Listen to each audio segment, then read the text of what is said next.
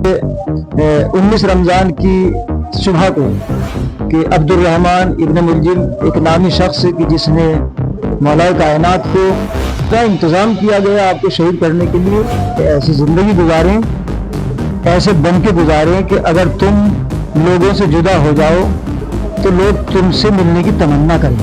ये इमाम का मैसेज था, एक पैगाम था जो क़यामत तक के लिए है। तो ये कब हो सकता है? जब हमारे अंदर इंसानियत हो, जब हमारे अंदर लोगों के लिए मोहब्बत हो।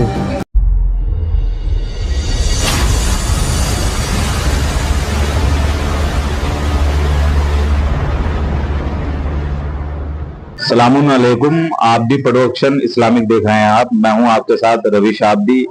जैसा कि आप जानते हैं, हम अपने चैनल में उलमाओं को इनवाइट करते हैं मौलाना से, हमारे क्योंकि इस्लामिक चैनल है तो इससे मुताल्लिक ही, दीन से मुताल्लिक ही सवालात होते हैं कि क्या मतलब में। अब जैसे आज हमारे साथ मशहूर शख्सियत मौलाना महराज मेहदी साहब, जो उत्तराखंड के डिस्ट्रिक्ट हरिद्वार के मंगलौर से ताल्लुक रखते हैं, आज हमारे साथ मौजूद हैं।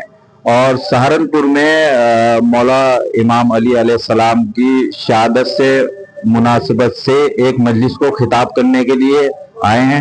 महराज मेहदी साहब से आज जानेंगे कि मौला अली की शहादत का वाक़या जो पेश आया, इब्ने मुलजिम ने मौला अली को शहीद करा, तो इब्ने मुलजिम को भेजने वाले कौन थे और इनका कातिल कौन था, और मौलाना क्या बताना चाहते हैं लोगों को, इसके किस दौरान मौलाना की शहादत हुई, इससे मुतालिक। मौलाना साहब, पहले तो आपका चैनल में इस्तकबाल है और जानना चाहेंगे आप क्या बताना चाहेंगे, मजलिस को खिताब करने आए। जी, औज़ु बिल्लाहि मिनश शैतानिर रजीम, बिस्मिल्लाहिर रहमानिर रहीम। क़ाला अमीरुल मोमिनीन अली इब्न अबी तालिब अलैहिस्सलातु वस्सलाम, खालिकुन नासा मुखालफतन मुत्तबक़ु अलैकुम व इन इश्तुम हम अलैकुम। सबसे पहले मैं अर्ज़ करना चाहता हूँ कि मौला कायनात अमीरुल मोमिनीन हज़रत अली इब्न अबी तालिब अलैहिस्सलातु वस्सलाम ने हमें जो जीने का शऊर अता किया है कि हमें कैसे अपनी लाइफ गुजारना चाहिए, ये पैगाम क़यामत तक के लिए है, हर मिल्लत के लिए है कि लोगों में ऐसी लाइफ गुजारिए, ऐसी ज़िंदगी गुजारें, ऐसे बन के गुजारें कि अगर तुम लोगों से जुदा हो जाओ तो लोग तुमसे मिलने की तमन्ना करें, और अगर तुम दुनिया से चले जाओ, मर जाओ, तो लोग तुम्हें याद करके रोएं। तो ये कब हो सकता है? जब हमारे अंदर इंसानियत हो, जब हमारे अंदर लोगों के लिए मोहब्बत हो, लोगों के लिए हमदर्दी हो। ये इमाम का एक मैसेज था, एक पैगाम था जो क़यामत तक के लिए है।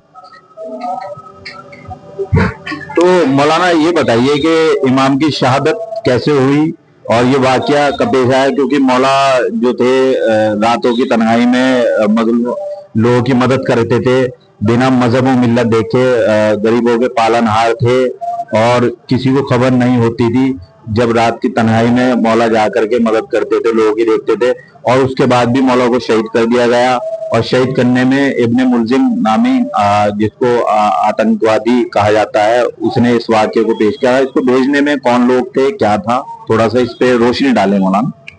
जी, आपने बहुत अच्छा ये एक सवाल किया है और इसके लिए एक तफसील की ज़रूरत भी है।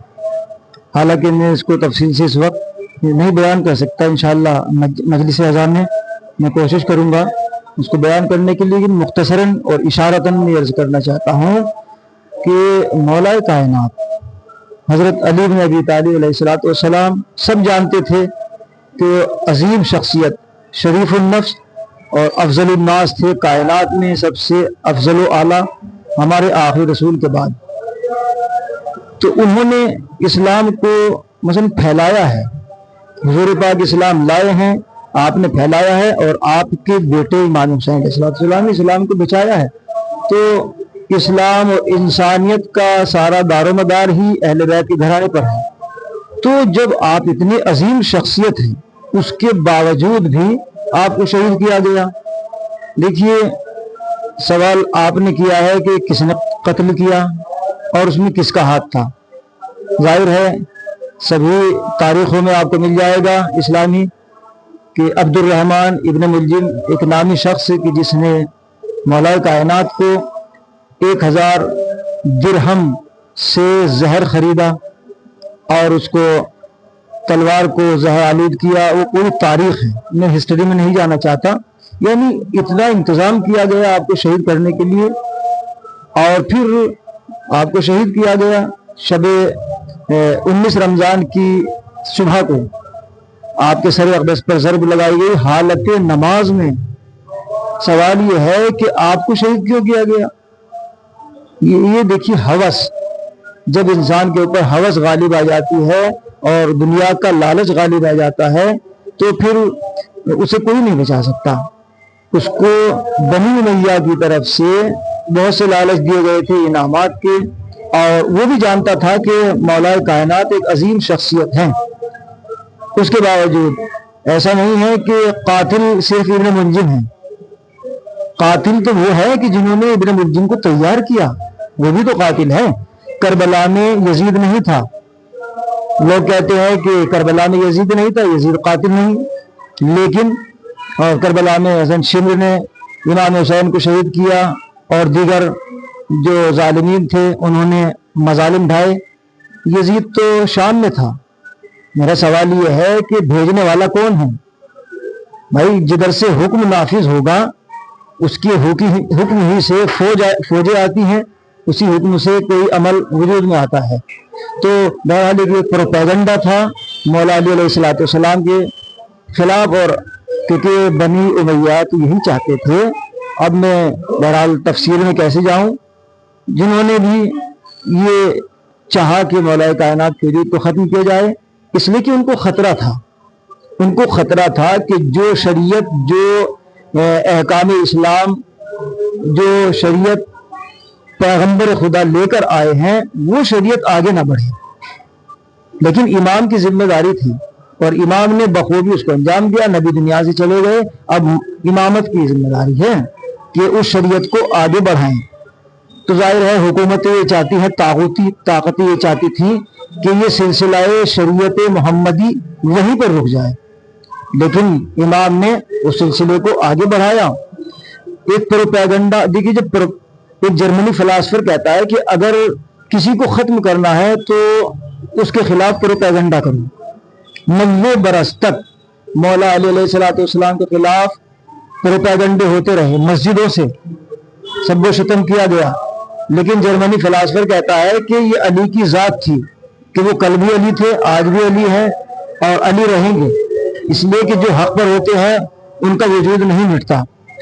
دنیا میں جتنے بھی صدر مملکت ہوئے ہیں، جو عظیم عہدوں پر فائز ہوئے ہیں، آپ مجھے بتائیے، میں آپ کے 2-3 سوال کے اندر ساری چیزیں بیان کرنے کی کوشش کر رہا ہوں، مجھے آپ بتائیے کہ دنیا میں اگر کوئی پردھان منتری ہے، میں یا اپنی ہندی زبان میں بات کروں، پردھان منتری کوئی بھی کسی بھی ملک کا، کیا آپ نے دیکھا ہے کہ وہ شب کے سناٹوں میں اپنے ہاتھوں میں کھانا لے کر گلیوں میں پہنچا ہو؟ ایسا ہوا ہے؟ یا کسی بھی حکومت کے دور میں کوئی انسان ایسا رہا ہو کہ جو بھوکا سو گیا ہو؟